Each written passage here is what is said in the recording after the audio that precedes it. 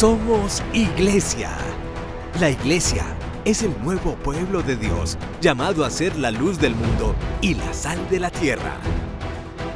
En los vibrantes y vertiginosos tiempos de cambio que vivimos, los bautizados somos los testigos de la vida nueva, de justicia, de unidad y de paz que Cristo nos propone, por la fuerza de la fe luminosa, la esperanza inquebrantable y la caridad ardiente. La Iglesia Católica, cuerpo vivo de Cristo, nos señala la única opción por la verdad y nos presenta el ideal existencial más alto: Jesucristo, modelo de verdadera humanidad y camino seguro de salvación y de vida eterna. Tú eres Pedro, y sobre esta piedra edificaré mi iglesia, y el poder del mal no triunfará sobre ella. Somos Iglesia.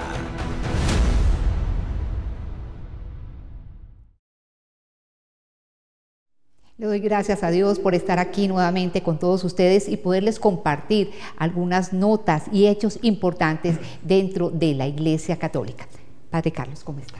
Muy bien, Miriam, una alegría poder estar contigo, con todos los televidentes que a esta hora, o mejor, seguidores en redes sociales que a esta hora nos están sintonizando.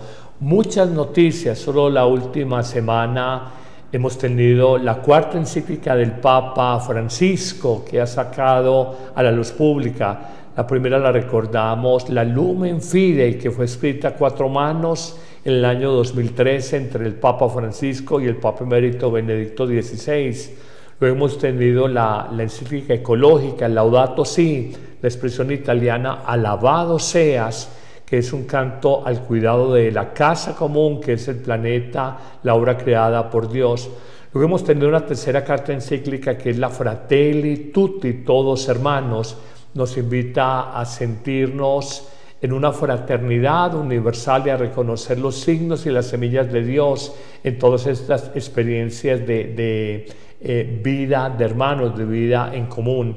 Y ahora acaba de salir la cuarta encíclica hace 8 días, que nos parece bellísima, Dilexit Nos, que es una reflexión sobre el misterio del corazón humano, el misterio del corazón de Dios, o del amor humano y del amor de Dios, significado en el corazón de carne de Cristo. Una muy bella interpretación actualizada a los tiempos de hoy de una espiritualidad que nos viene desde el siglo XVII con Santa Margarita María de Alacoque, y que nos muestra que el mundo hoy más que nunca necesita corazón. Y bueno, y aunque no es encíclica, una exhortación apostólica posinodal, que es la Evangelii Gaudium, la alegría o el gozo del Evangelio, que también podríamos decir la gran carta de navegación de estos 11 años largos del pontificado de Francisco. Qué bien, Padre Carlos. Muchas notas entonces para hablar el día de hoy, pero hablemos del Santoral Padre. Hoy estamos recordando a un santo muy curioso, porque estuvo casado y tuvo 3 hijos, ¿no? Sí, y tenemos santos muy importantes y vamos a anunciarlo de una vez. Hay un día en la iglesia que se celebra todos los santos en una sola fiesta. Es precisamente pasado mañana, el día de todos los santos, donde celebramos la iglesia triunfante, los que han vencido, los que están en la visión beatífica, la plena comunión con Dios.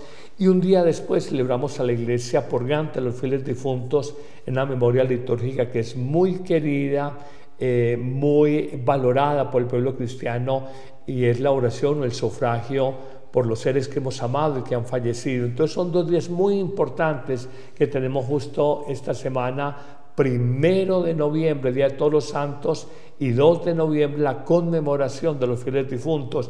Y que se nos quede entre el tintero que el sábado pasado ya ha salido a la luz pública el documento final de esta segunda parte del sínodo sobre la sinodalidad, comunión, participación, misión. Y el Papa ha dicho: no voy a publicar una exhortación posinodal en el 2025, sino que de una vez este documento final ya tiene el carácter magisterial de un documento oficial de la Iglesia, y destaca mucho el protagonismo de los laicos en la nueva evangelización, el protagonismo de la mujer en la nueva evangelización, un acompañamiento más explícito, digamos, en la toma de decisiones con los consejos pastorales parroquiales, con los consejos pastorales diocesanos, y creo que será un documento que nos pondrá a trabajar. El Papa dice, hay decisiones y habrá decisiones por tomar en esa búsqueda de una iglesia que busque renovarse y sea más participativa de cara a los nuevos tiempos que estamos viviendo. ¿Qué es lo más novedoso que presenta este sínodo, padre? Yo pienso que son líneas generales que tendrán que ser aterrizadas, Primero es novedoso que siempre después de una reunión sinodal,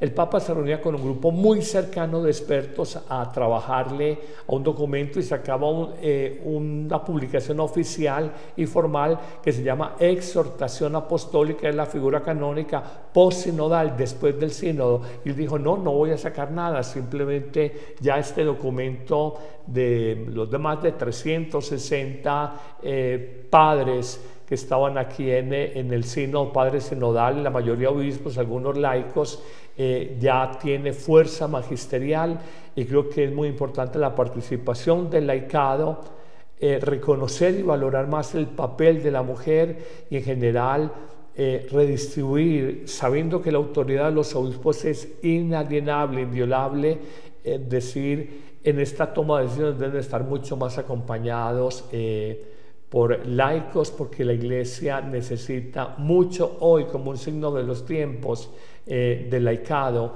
en su tarea evangelizadora. Bueno, seguramente en próximos programas estaremos ampliando más todo lo que resumió el sínodo, exactamente, en próximos programas, como les decía. Por lo pronto abrimos el programa con una nota preocupante, la tristeza del Santo Padre frente a lo que está ocurriendo en Palestina, Israel y varios países que ya se han involucrado.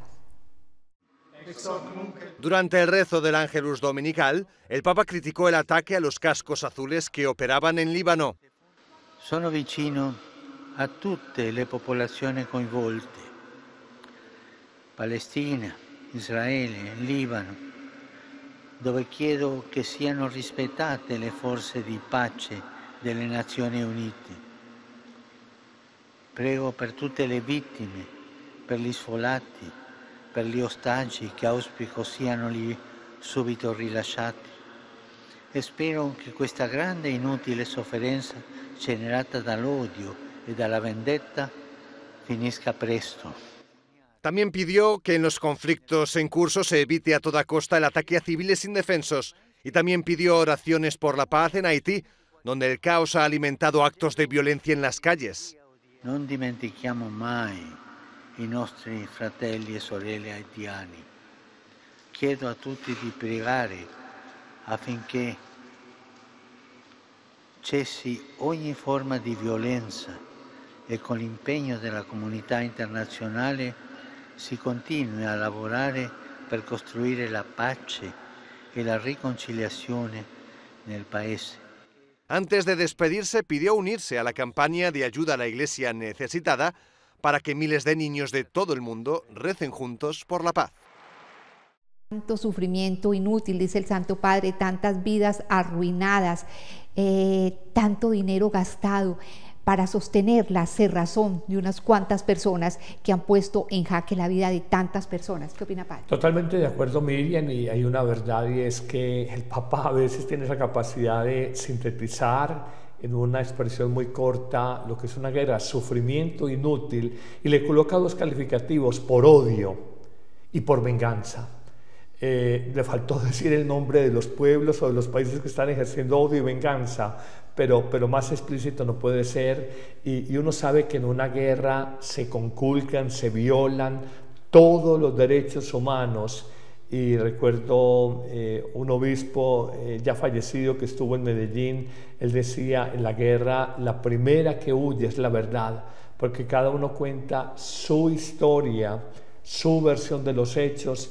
Y en este tiempo de tecnología vemos en vivo y en directo los drones, los misiles balísticos, intercontinentales, de largo alcance. Vemos en tiempo real la crueldad, la destrucción y el sufrimiento en estos países en guerra, tanto en Medio Oriente como en Ucrania, y uno dice, Dios mío, no parecemos seres civilizados del siglo XXI. Exactamente, la guerra realmente deshumaniza a las personas, porque lo que hemos visto, lo que ha pasado, no solamente en Palestina y en el conflicto entre Palestina e Israel, sino también entre Rusia y Ucrania, hemos visto realmente una crueldad que ya raya en el sadismo, padre. La guerra saca a flote lo peor del ser humano, la bestia que todos llevamos adentro. En las películas americanas le dicen la bestia al carro del presidente porque es con todos los blindajes posibles, antiexplosivos, no sé qué, pues yo me quedo con esa expresión, pero no para el carro del presidente de los Estados Unidos, sino para nosotros. Nos volvemos no animales, bestias, porque el otro es un objetivo militar, nos deshumaniza, nos hace adversarios, y qué pesar que tanta inteligencia, tanta tecnología, sobre todo hoy desde el mundo digital, se utilice para destruir personas. Amén, que ahora vemos una tensión creciente. Israel acaba de hacer un ataque de precisión hace pocos días a lugares y centros militares iraníes. Esperemos que la famosa palabra que hoy tanto utilizan, escalada, esto no siga creciendo y uno sabe dónde empieza un conflicto, no sabe qué alcances tiene y dónde va a terminar. Padre, y en caso de terminar la guerra, por ejemplo, en el caso de Gaza, van a tener que empezar de cero, porque eso está totalmente destruido. Y eso pues a nivel físico, pues a nivel material, pero a nivel de las personas, padre. Fue la política de tierra arrasada, no solamente en lo material, los edificios parece que lo han destruido, como quien dice, para que esta población gazatíe nunca vuelva allá, pero sobre todo el daño emocional, el daño psicológico, los traumas que hasta el resto de los años de la vida de estos habitantes va a quedar sintiendo durante meses y ahora años, sintiendo las bombas, huir, las presiones, los retenes militares, los aviones de caza, toda esta intimidación de la tecnología hoy tan moderna. Yo pienso cuando me oigo un cazabombardero, que somos un país tercermundista, se intimida uno cuando pasan ocasionalmente por la fuerza de sus motores. ¿Qué nos sentirán estas personas cuando ese es paisaje cotidiano de todas las semanas? Padre, y estos conflictos van cayendo como en un desgaste mental, uno ya no quiere saber mucho sobre esto, padre. Incluso, por ejemplo, lo que está ocurriendo entre Ucrania y Rusia ya no son titulares de primera página, a menos que ocurra algo muy grande, ya eso va quedando en páginas interiores. Todo al principio es novedad y uno sigue con mucho interés, pero luego el ser humano experimenta saturación y por un puro mecanismo de protección emocional frente a tanto sufrimiento que vemos, repito, en tiempo real, en vivo y en directo, uno simplemente, oigo a muchas personas que le dicen a uno, padre, no veo noticias porque esto me daña, me lastima, uno sentir la impotencia de ver cómo el hombre es lobo para el hombre. Así es. Bueno, y continuando con el programa, el Papa durante el sínodo se reunió con varios activistas LGTBI. Vean ustedes. El documento Dignitas Infinita, publicado por el Vaticano en abril, confirmó el rechazo de Francisco a la ideología de género. Perché oggi il pericolo più brutto è l'ideologia del gender, che annulla le differenze e cancellare le differenze cancella l'umanità. Además, el documento presentado por el Dicasterio de la Doctrina de la Fe también se pronunció sobre la cuestión trans, diciendo lo siguiente. Sobre el cambio de sexo hay una reflexión que hace el documento sobre la importancia de aceptar ante todo la realidad tal y como es. El tema es importante visto en su conjunto porque hoy en día hay una tendencia a querer crear la realidad. Estas posturas no fueron bien acogidas por colectivos católicos LGTBI, concretamente por New Ways Ministry. Por eso, uno de sus fundadores, la religiosa Janine Gramick, fue a visitar a Francisco. En su web describen el encuentro así. El Papa Francisco se reunió hoy con un grupo de personas transgénero, intersexuales y otros amigos católicos, entre ellos un médico que ayuda a personas en la transición de género, y pidieron al Papa dejar atrás el enfoque negativo de la Iglesia hacia las personas de género diverso. El encuentro tuvo lugar el 12 de octubre en Casa Santa Marta y no es el primero que el Papa mantiene con Sor Jeanine Gramic. Durante la Asamblea Sinodal de 2023 también se reunieron. Por parte del Papa o del Vaticano no hubo reacciones públicas a estas visitas. Lo que sí está claro es que la situación de la religiosa Sor Jeanine es muy discutida en Roma. En 1999, la Congregación para la Doctrina de la Fe, llevada por el entonces cardenal Ratzinger, le obligó a abandonar su actividad pastoral relacionadas con personas homosexuales por promover ambigüedades y errores doctrinales. Sin embargo, el Papa actual, aunque no se ha pronunciado sobre el ideario de la religiosa, sí que mantiene contacto con ella y ha dicho que la considera una persona valiente. Si el Santo Padre afirma que suprimir la diferencia entre hombre y mujer es suprimir la humanidad, seguramente nunca va a estar de acuerdo con la ideología de género, ¿no? Uno lo pensaría así y es un punto difícil de manejar, el equilibrio entre en la Iglesia cabemos todos, no a la exclusión, pero también hay una reflexión que es completamente válida. La tolerancia con la mentira es intolerancia con la verdad. Hay cierta tolerancia con cambios del mundo que puede ser una tolerancia ingenua. Es una palabra muy de moda en todo el discurso políticamente correcto o políticamente aceptado, sobre todo por organismos internacionales y la famosa Agenda 2030 o 2030, pero la Iglesia, ya lo ha dicho en su momento con Benedicto XVI, él hablaba en su magisterio, por demás muy autorizado, de tres inamovibles, tres principios en los que como creyentes y seguidores fieles de lo esencial del Evangelio, la Iglesia no puede ceder a la presión política o a la presión ideológica de las nuevas sociedades. El primer punto, él decía, la vida es inviolable, la vida es sagrada. Esto implica defenderla desde el momento de la concepción y excluye el aborto hasta la muerte natural, excluye la eutanasia, sería propiamente lo que se llama la ortotanasia, la recta muerte. Se excluye la eutanasia y la distanasia y se aceptaría la ortotanasia.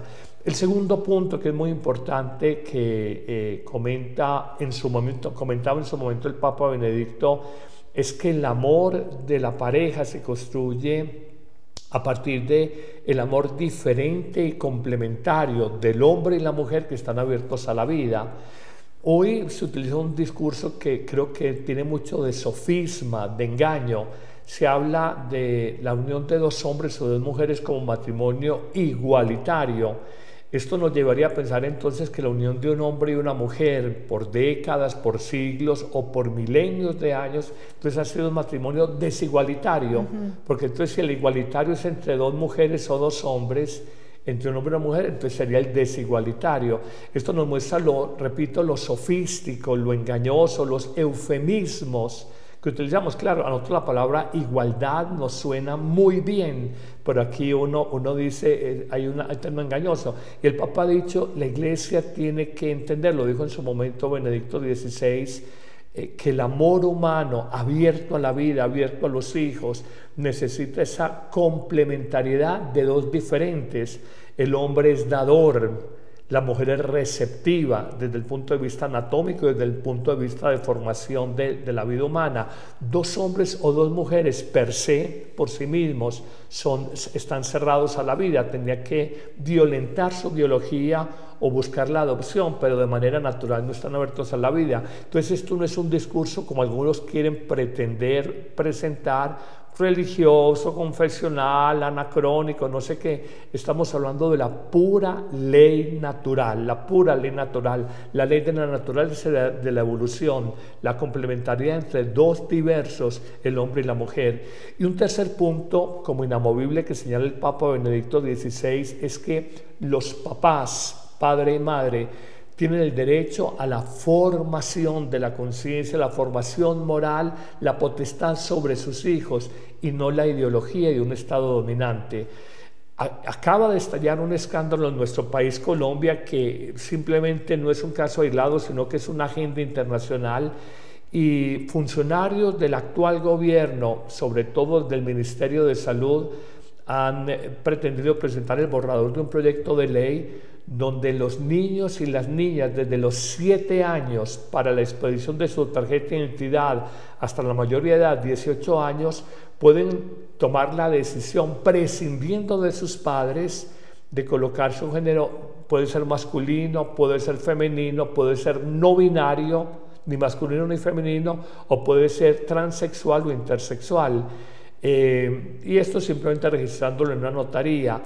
Los médicos, algunos han salido a hablar, los psicólogos, terapeutas, especialistas en familia dicen, pero si un niño no tiene la madurez para el voto político, sino hasta los 18 años, el niño, el adolescente o el joven, si no se les da permiso para conducir carro, si no se les permite tomar licor, ¿por qué ahora a los 7 años, cuando no hay la madurez moral, la madurez de la conciencia, la libertad y el criterio, cómo van a violentar a un niño ideológicamente diciéndole usted tiene autodeterminación, inclusive por encima de sus papás? Es robarles literalmente la potestad parental a papá y mamá. De alguna manera la guía sabia, que por naturaleza son los que han engendrado esta vida, tienen, y ahora la quiere tomar la ideología dominante desde el Estado o desde los gobiernos de turno. Padre, cuando uno escucha esta explicación que usted da, a uno se le genera una tristeza interior porque parece que estuviéramos como desordenando lo que durante tanto tiempo estuvo también, ¿no? Es el mundo al revés. Y vuelvo y digo, hoy habla alguna persona, no, es que el discurso religioso no, el discurso moral no, no, es que esto es pura ley natural. Es un desacierto, es un desafuero, es un exabrupto, es un disparate, es una locura pretender que una niña, un niño de 7 años tenga, repito, la madurez emocional, la madurez mental, la madurez psicosexual, para decir soy no binario, soy intersexual, transexual. Es una violencia, y sobre todo si para el otro sí se constituye el permiso de un menor de edad para salir del país, cosas menores, el voto, manejar vehículo, tomar licor, ahora para definir su sexo y hormonizarse o hacer algún tipo de cirugías, es una verdadera locura. Y uno muestra cómo esta ideología de género se tomó, ideología de género, de gender, se tomó los grandes organismos mundiales, ha permeado sobre todo estos gobiernos de línea un poco más de izquierda, que se llaman progresistas, y están o pretenden destruir la familia, pasando por encima de la ley natural y pretendiendo presentar el día como es noche, porque la ley lo dice, algo así como las bravuconadas, diría yo, de un país como Venezuela, que llega un dictador y dice a partir del 1 de octubre ya es Navidad. Yo lo determino y yo digo, pero ¿cómo a 30 millones de personas yo le puedo decir cambio un calendario social, religioso, cultural, y ya por decreto yo determino? Esto es una pura cortina de humo por el problema político que vive la hermana nación. Es el mundo al revés, y son estos líderes con ese talante dictatorial, no proponiendo, imponiendo ideologías, así vayan contra la ley natural. ¿Y dónde estamos nosotros los que deberíamos como pronunciarnos frente a todo esto que está sucediendo? Porque uno ve tanto silencio viendo tantas cosas que están mal. Sí, Martin Luther King, a propósito de todo el apartheid o segregacionismo que había en los Estados Unidos en la década de los 60, cuando la población de color no podían estar en clubes sociales, tenían que ponerse de pie en el transporte público, si había una persona blanca, no podían entrar a ciertas cafeterías, tenían que ponerse de pie. Cuando Martin Luther King lucha contra todo este segregacionismo y le costó su vida, él decía que no le impactaba la maldad de algunos. Podría hablar del Ku Klux Klan que atacaba toda la población negra, las presionaban. Dice, no me impresiona la maldad de los malos, me impresiona la indiferencia de los buenos. Y la gente tan ocupada por hacer dinero, por tener el pan de cada día, por trabajar, por estudiar, por buscar su propio proyecto. Hoy estamos deconstruyendo la sociedad, deconstruyendo los valores que fueron importantes, significativos para nosotros, y hoy queremos presentar unos nuevos valores, destruyendo la familia, destruyendo el individuo, todo en nombre de sofismas, la libertad, la autonomía y la democracia cuando nos conviene, porque digamos muchos líderes hoy utilizan la democracia y el Estado Social de Derecho según su conveniencia. Uno ve cuando no me conviene, estos organismos de control del Estado son opresivos, y cuando me conviene deben de vigilar a los demás. Es de verdad un desafío, y como dicen algunos, es una batalla cultural en el orden del pensamiento, en el orden de cómo se manifiesta la vida y cómo se manifiestan las relaciones humanas. Creo que todos, no solamente como creyentes, sino muchos laicos deben de pellizcarse porque se están metiendo con sus hijos. Exactamente, y porque vemos que muchos profesores están comiendo de la mano de ideas socialistas, de estas ideas woke y demás. Sí.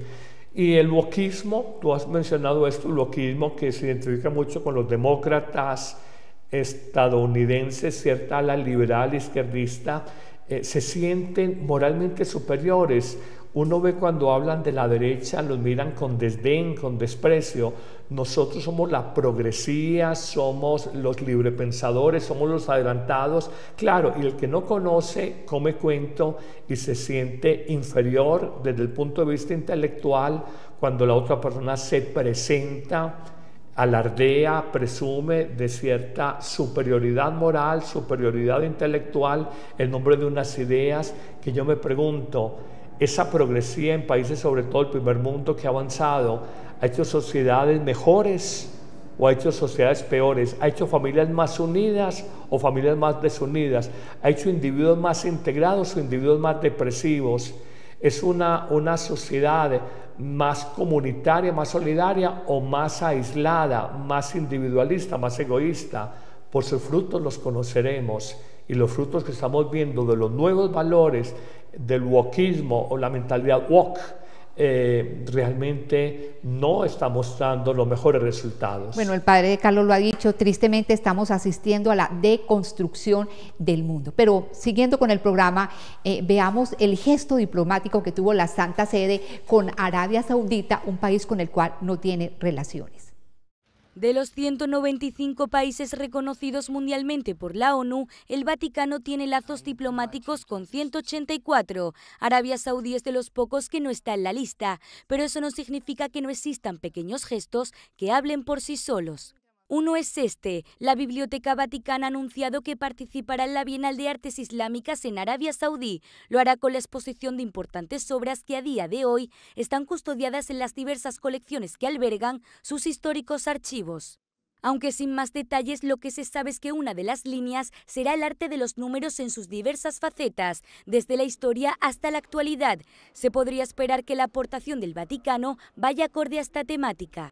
Este año tendrá lugar aquí, en una terminal del aeropuerto Rey Abdulaziz, y tiene su porqué. Se trata del más importante en el número de personas que recibe. Cada año acoge a millones de viajeros de todo el mundo que van a la Meca, cuna del Islam.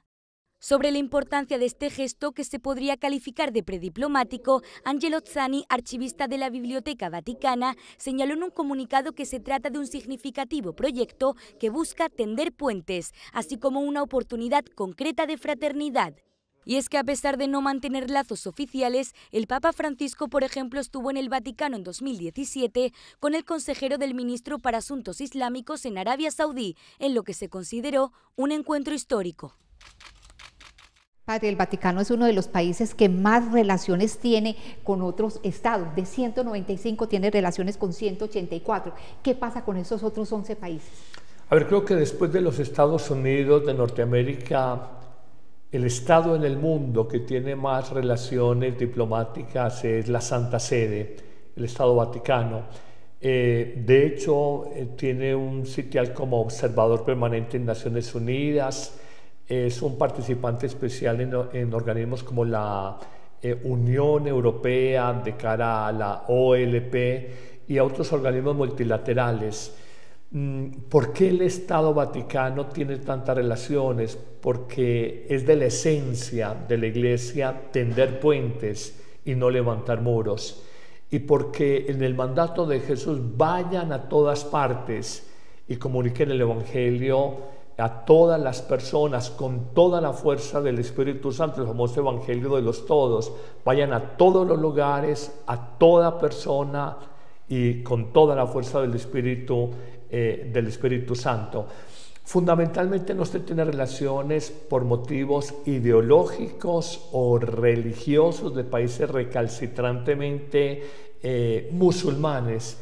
En el caso de Arabia Saudita, en el caso de Mauritania, Maldivas, bueno, y en el caso político, países muy comunistas, China, Cuba, Vietnam, son países que han cerrado, Corea del Norte, han cerrado todo tipo de diálogo. Son fundamentalmente los dos motivos políticos, porque el ideario comunista no acepta desde su génesis, desde el marxismo, no acepta la religión. Ya recordamos que Carlos Marx, la famosa frase, la religión es el opio del pueblo, y hoy podríamos decir también las ideas marxistas son opio del pueblo, porque la gente consume, nos van a dar igualdad, nos van a dar mejor vida, y se queda en el discurso, se sirven de los pobres para enriquecerse en una élite. Cambia una élite que había seguramente de derecha, capitalista, todo eso es verdad, pero la experiencia dolorosa de Nicaragua, de la misma Cuba, de Venezuela, un poco en Bolivia, un poco en Chile, uno ve que es simplemente una élite. La misma China, ningún país más capitalista hoy por hoy que China, y es el famoso Partido Comunista, el secretariado del Partido Comunista, los que disfrutan de todos los privilegios. Entonces es maravilloso hablar del pobre, hablar del pueblo, hablar del necesitado, para ellos enriquecerse, pero realmente en los resultados sabemos que siguen habiendo abrumadoras diferencias, por más allá de que en sus postulados ideológicos tienen propuestas muy interesantes, pero que se quedan solo en el papel, y en la práctica son los mismos, con los mismos niveles de corrupción, con los mismos niveles de egoísmo, de incapacidad de pensar con justicia en la gran comunidad del pueblo sencillo. Exactamente, padre. Muchas personas denigran del capitalismo, se pasan para el socialismo y resulta que es peor el remedio que la enfermedad. Probablemente experiencias socialistas muy interesantes. Aquí se habla de cierto socialismo europeo, pero es muy distinto al que hay acá. Me parece que un socialismo moderado, lo que se ha tratado de implementar en Chile, me parece que es un socialismo moderado, pero lo que es Cuba, Nicaragua, Venezuela, que por decir, estamos a todos a menos de una hora en avión, hora y media en avión de nuestro país, Colombia. El mismo ejemplo ahora que está viviendo México, la gran nación azteca. Hablo Andrés Manuel López Obrador, no ha dejado el país. Su discurso maravilloso cuando llegó el gran aeropuerto internacional, no lo vamos a construir, vamos a vender el avión presidencial, no sé qué. Pero a veces son populismos, también los hay de derecha, hablan con cierto mesianismo, pero a la hora de la verdad, de los hechos, de mejorar el nivel de vida y los índices de igualdad, de equidad del pueblo común, eso no se ve. Bueno, padre, cambiemos de tema, hablemos de los 22 niños que fueron sin hogar, que fueron acogidos por la Iglesia Católica. Este verano en Ciudad de México, 22 niños sin hogar encontraron su casa en la Iglesia Católica. Fueron bautizados junto a sus familiares en la Basílica de Guadalupe. Todos vivían en la calle cuando fueron encontrados por la organización Esperanza de los Pobres. Poco a poco, con financiación, se pudo sacar a cada familia de la calle e instalarla en un apartamento. Para muchos era la primera vez en su vida que tenían un lugar seguro al que llamar hogar.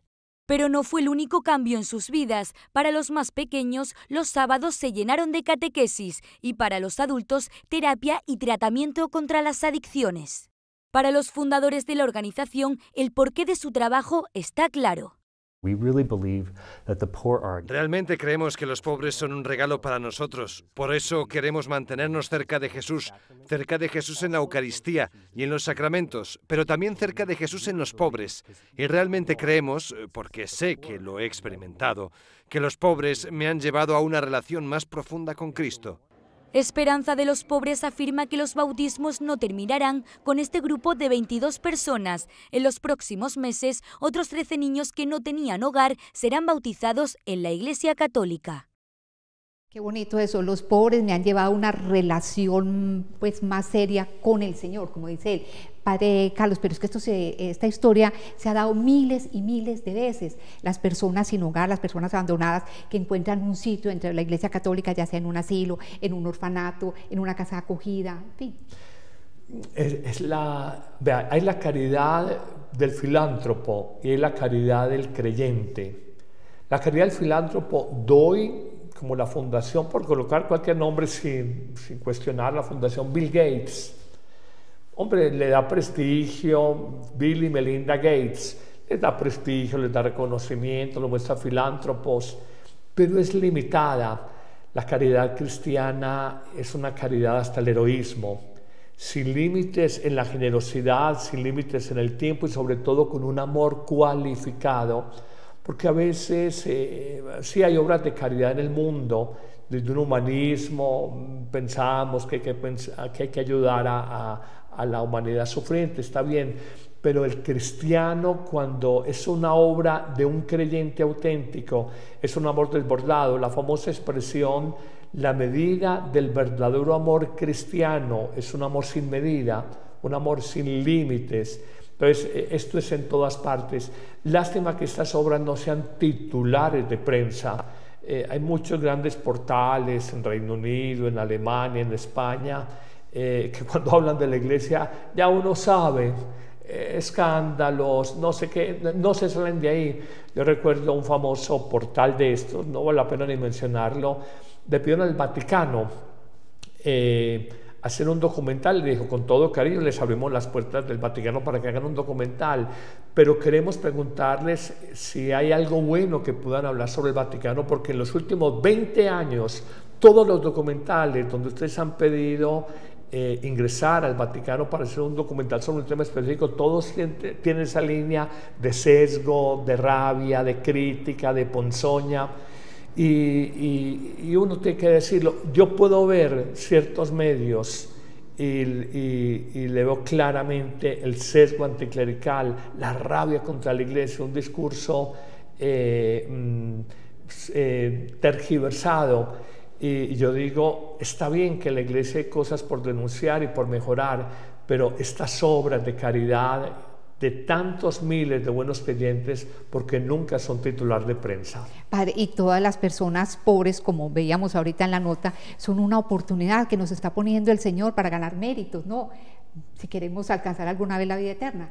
Tal cual, y al final de la vida, como decía Juan de la Cruz, seremos juzgados por el amor. Cuando le ayudas a un pobre, no le estás haciendo el bien al pobre, te estás haciendo el bien a ti mismo por la satisfacción, la alegría que sientes en dar, y te haces bien para la vida eterna, porque lo único que nos vamos a llevar al final de la vida es el amor, dado con generosidad que prodigamos a los demás, especialmente a los necesitados. Amén de algo que tú mencionabas, el pobre nos evangeliza, decían los documentos, sobre todo latinoamericanos, el pobre nos evangeliza, él mismo, per se, tiene los valores de la generosidad, de la sencillez, de la solidaridad, de la humildad, de ser los pequeños de Dios, de manera que oigo entre los sacerdotes una frase, vivo entre los pobres para que nunca le falte nada. Bueno, padre, y vamos a cerrar el programa hablando de una aplicación que recoge a todos esos creadores de contenido religioso. Vean ustedes. Se trata de una aplicación que aglutina algunos de los canales de contenido católico más seguidos, desde los vídeos del obispo Robert Barron, pasando por Michael Knowles o el podcast de Tammy Peterson, hasta medios de comunicación. Matthew Sanders es el fundador de la empresa que desarrolló esta aplicación. Se llama Christendom y dice que su objetivo es ayudar a los católicos a reflexionar sobre su fe. Existen varias plataformas que reúnen determinados tipos de contenidos desde una determinada perspectiva, pero queríamos crear una plataforma de gran tamaño en la que se pusieran en común diferentes enfoques eclesiásticos y tendencias ideológicas, de modo que se intercambiaran esas ideas y la gente pudiera acceder a una perspectiva más amplia, a una visión más amplia de la Iglesia. Sanders explica que utiliza un criterio para añadir un canal a la aplicación, la constancia, es decir, busca aquellos creadores de contenido católico que sean constantes. A largo plazo, Christendom quiere ser una plataforma que fomente el diálogo y el debate abierto entre cristianos verdaderamente comprometidos con su fe. No solo queremos recopilar contenido y darle espacio, sino que también queremos ser un lugar donde los católicos puedan interactuar entre sí. Por eso vamos a trabajar para crear ese espacio que permita generar comentarios y facilitar que los usuarios tengan conversaciones sobre contenidos específicos. La aplicación ya está disponible para descargar. Sanders dice que tiene grandes esperanzas en el futuro de la cristiandad y en la capacidad de Christendom para amplificar las voces católicas. Una plataforma muy interesante, Padre Carlos, pero a la cual le faltan muchísimos creadores de contenido. Es más, si miraran por esta parte del planeta, por acá por Colombia, concretamente por Antioquia, seguramente lo tendrían a usted, Padre, Amén Comunicaciones. Hoy hay muchos creadores de contenido muy valiosos y creo que la pandemia, sobre todo la pandemia, nos llevó a muchos evangelizadores a crear contenidos católicos y en buena hora, porque uno siente que hay un mundo entero allá en el mundo de las redes, en el llamado continente digital. Amén Comunicaciones, apostolado en los medios por una evangelización nueva. Tenemos la aplicación que la pueden encontrar en Google Play, la pueden descargar completamente gratuita, sin ningún costo. Y tiene contenido, la liturgia de las horas, la Eucaristía, reflexiones diarias del Evangelio, reflexiones de temporada sobre temas existenciales, devocionales como el Rosario, la Coronilla, la Divina Misericordia. De manera que hay muchas propuestas. Yo no soy de decir es esta y no es la otra, creo que todas son valiosas y creo que mucha gente, aquí estamos desde los estudios de la Casa de Encuentro en Montemaría, y encontramos que cuando se hace la convocatoria a través de Amén Comunicaciones nos llegan personas de distintas ciudades y países y en el fondo se muestra que hoy hay una beta muy interesante y muy valiosa. Es un signo de los tiempos, que la tecnología también sea utilizada para evangelizar y para tocar muchos corazones de personas que han tomado alguna distancia frente a la práctica religiosa tradicional y hoy se nutren espiritualmente más desde medios digitales. En buena hora por las productoras y los que nos han dado el favor de su audiencia. Tenemos cerca de unos 16, 17 millones de visitas mensuales. Amén Comunicaciones. Les agradecemos y les pedimos siempre la oración para que sepamos llevar un mensaje con eficacia, con unción al pueblo de Dios. Sí, yo veo que la gente escribe y dice como con esa alegría, Padre, yo soy de México, yo soy de Australia, yo soy de Estados Unidos, de los diferentes estados de Estados Unidos. De la Unión Americana. De la Unión Americana, exactamente. En fin, de muchas partes del mundo que están pendientes de lo que se está, digamos, pasando desde Amén Comunicaciones. Bendito sea mi Dios y en buena hora por tantos buenos evangelizadores en muchas partes y hay que apoyarlos. A veces hay ciertas suspicacias que hay protagonismo de este laico, este sacerdote. Digo que no es por ahí. Esto se presta un servicio con sencillez, con humildad y entendiendo un apotegma evangélico.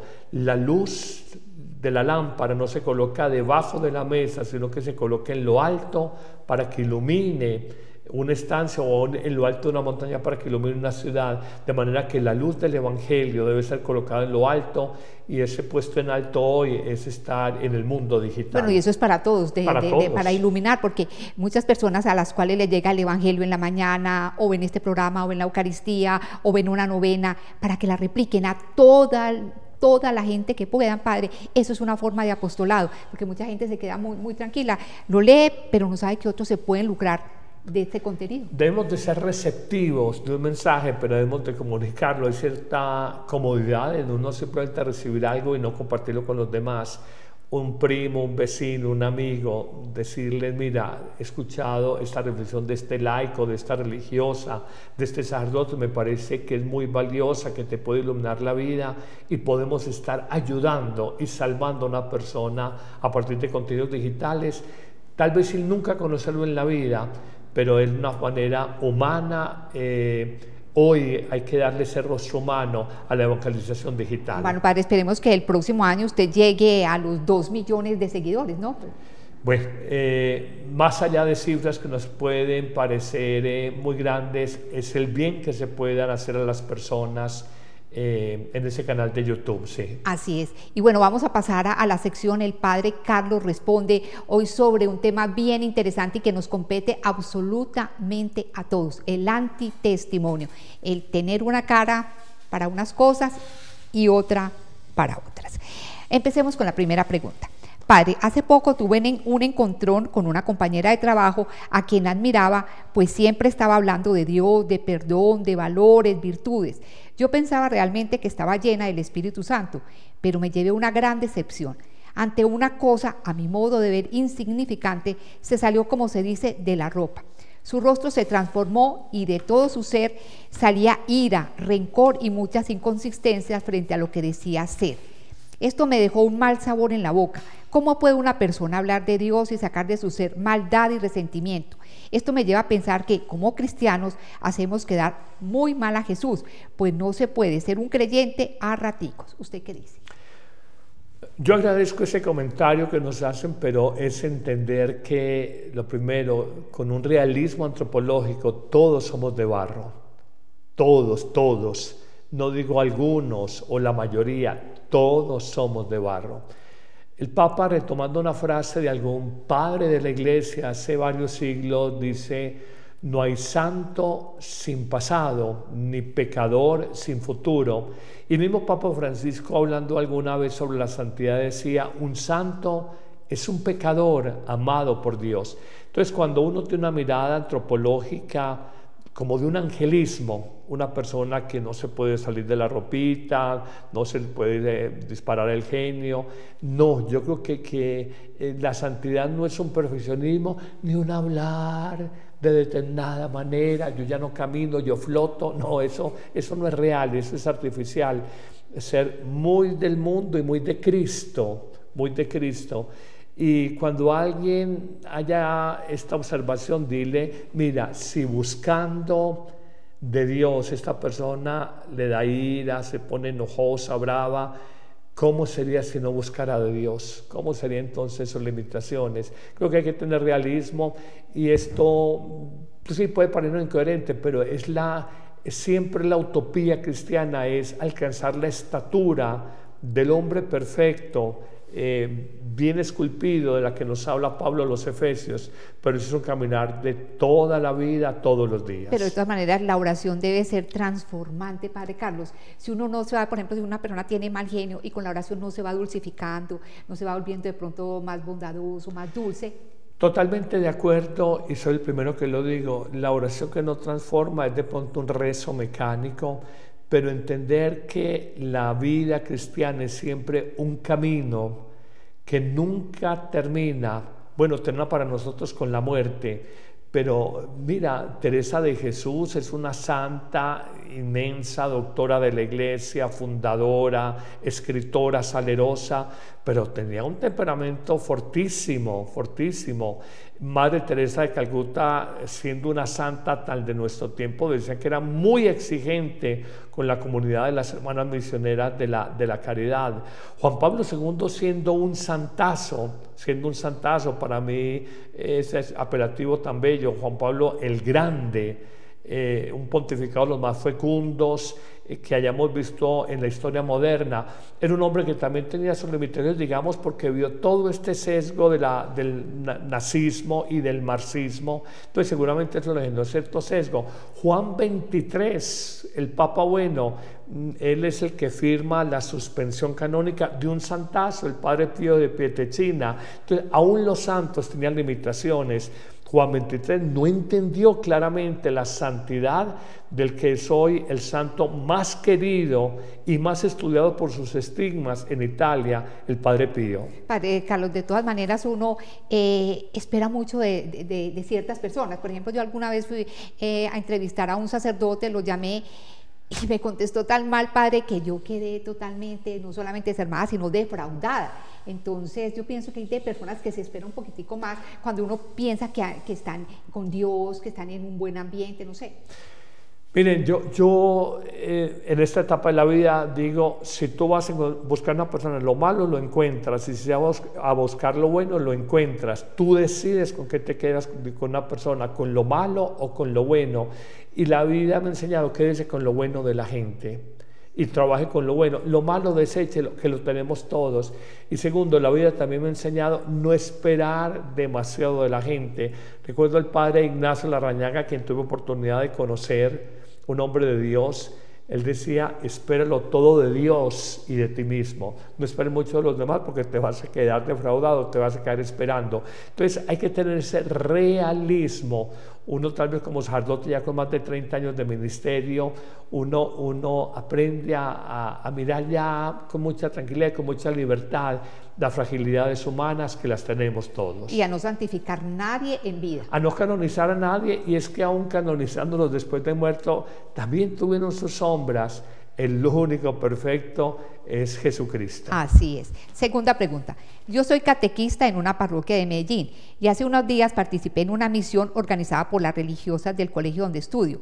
El caso es que el primer y segundo día de la misión visitamos casas, compartimos la palabra de Dios, orientamos a los jóvenes y organizamos muy bien las Eucaristías.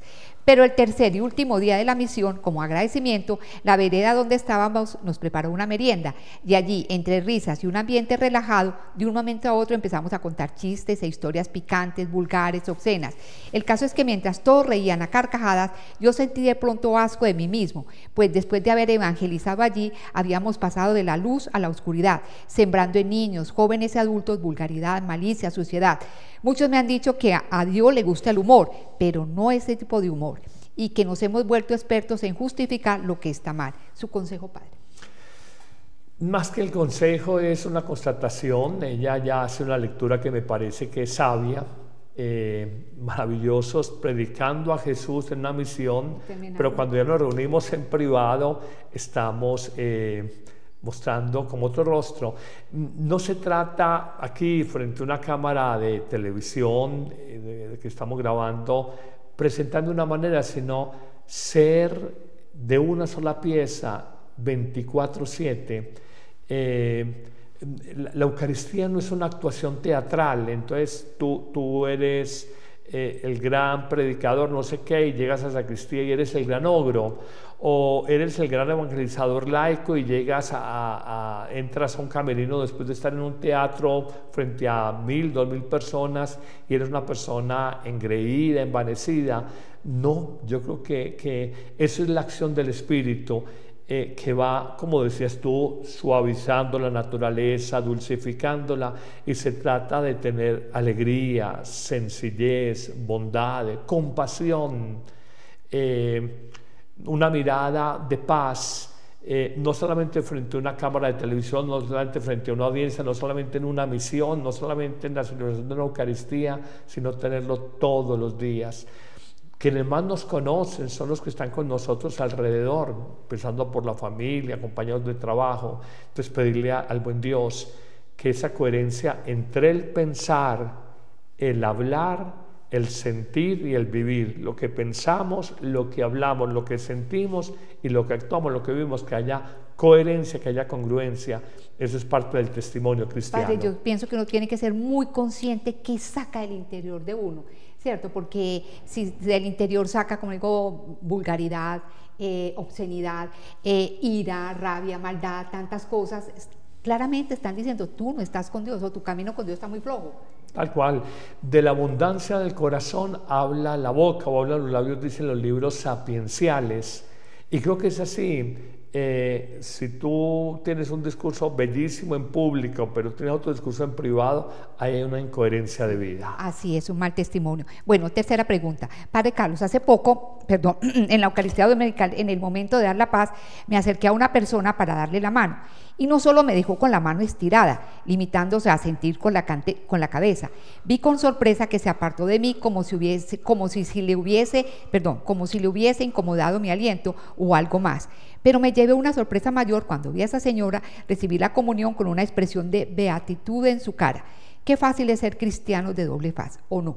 Sí, eso es verdad. Y vamos a decir algo, Miriam.